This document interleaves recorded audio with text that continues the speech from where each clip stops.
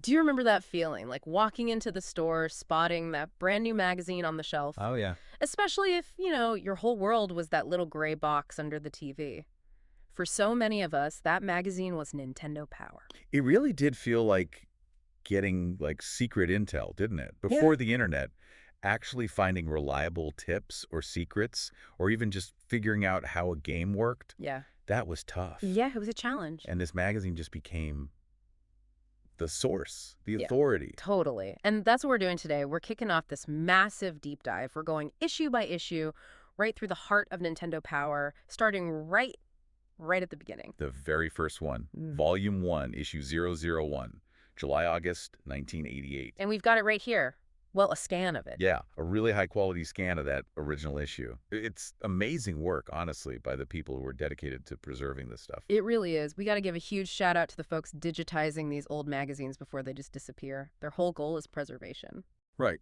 They acquire them, scan them, clean them up, and share them. Only stuff that's been out of print for at least 5 years, too. And they're really clear about not doing it for profit. They specifically ask people not to support anyone trying to sell these scans. It's all about keeping this history accessible. Which is so important when you think back, like mid-1988. What was getting gang info even like? Word of mouth, scribbled notes, maybe a super expensive guide. That might be wrong. Exactly. Official info was pretty rare. And boom, Nintendo Power steps right into that gap. So let's crack this open. Issue number 1. Let's see what they packed in here right from the start. Okay, contents page. Wow, they came out swinging. You've got big features on Super Mario Bros. 2, the big one. The Second Quest of Zelda, Double Dragon. Arcade classic at home. Yeah. Then a bunch of sports games. RBI Baseball, Bases Loaded, Major League Baseball, plus Gauntlet, Contra, even Wheel of Fortune and Jeopardy. Huh. Okay, quite the lineup. And then all those sections that became staples, right? Pack Watch. Players Contest. The Players Poll. Classified Information. Ooh, remember that? Oh, yeah. Howard and Nestor, the comic strip. NES Journal, Mailbox. NES Achievers, Video Spotlight, and of course, the Top 30. The Top 30, the source of so many schoolyard arguments.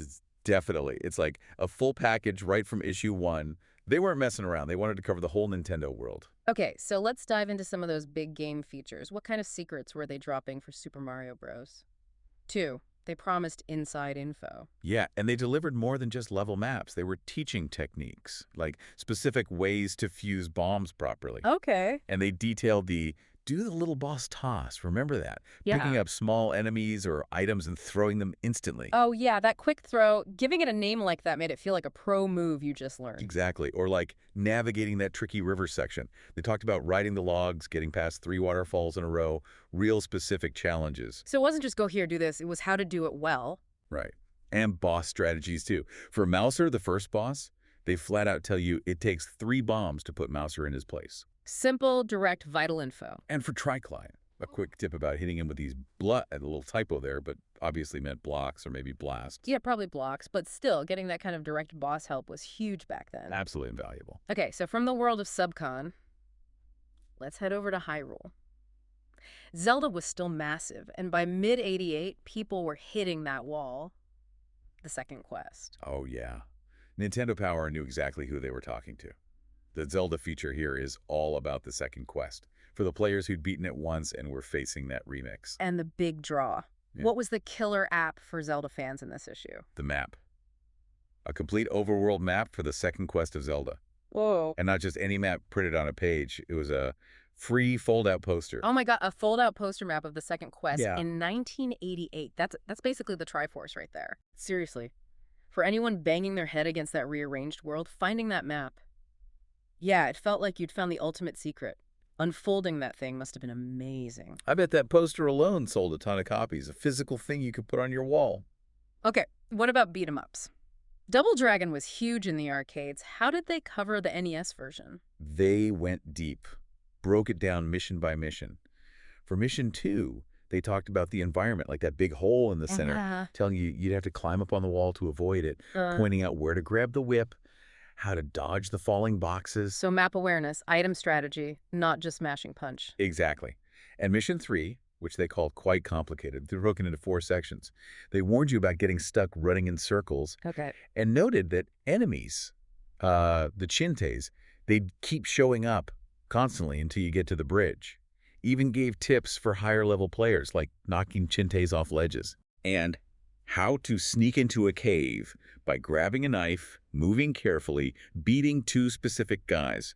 It was really detailed tactical advice. That's incredible. Knowing enemy patterns, specific tricks, that's the kind of stuff that separated the novices from the masters back then. Yep, little diagram right there showing the buttons for punch, kick, the shoulder throw, elbow, leg sweep. All the key moves.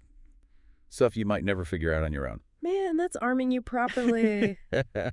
Okay, beyond the big games, what about those recurring sections? You mentioned classified information. Yeah, classified information. Yeah. This was pitched as the place for top-secret program quirks and ultra techniques from programmers and pros. Secrets from the source. But also, importantly, they immediately asked readers to send in their discoveries. Oh, Continues, invincibility tricks, hidden commands, making it interactive right away. nice. Turning readers into tipsters. What kind of secrets did they kick it off with? Let's see. Okay, a tip for beating Hudra, that multi-headed boss in Kid Icarus. And this amazing one for RBI baseball. Pull the goalie in for it. Pull the goalie in baseball. Yeah, like intentionally leave a base open. Yeah. To maybe bait the runner into a bad spot, try and get an advantage somewhere else.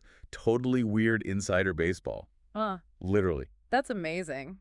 Only in Nintendo Power. What else? Pack Watch. Backwatch, yeah. Short takes of all the latest releases. Basically your preview section.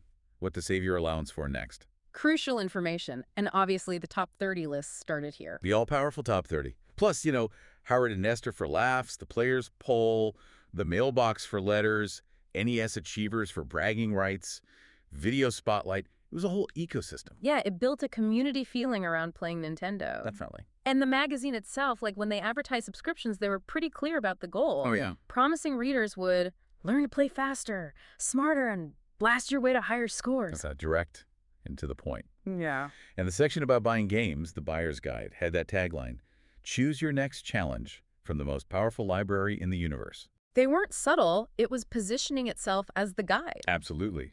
Looking back at this first issue, it really does transport you, doesn't it? Back to '88, when getting game knowledge was this active hunt. Yeah, you really had to seek it out. And this magazine felt like it collected everything, all the whispers and rumors, and laid it out for you, made it feel official. Gave you the tools, like they said, to play faster, smarter. Which, thinking about that promise now, play faster, smarter. Mm-hmm. Through the lens of 1988 versus today. Yeah. Right. Right. Back then, this magazine was the shortcut. Today, that info is just instantly available. A quick search online. It makes you think, doesn't it? As we start going through all these issues, how much has the way we learn about games fundamentally changed the whole experience? Discovering secrets, mastering challenges. What does that instant access actually do to the feeling of play?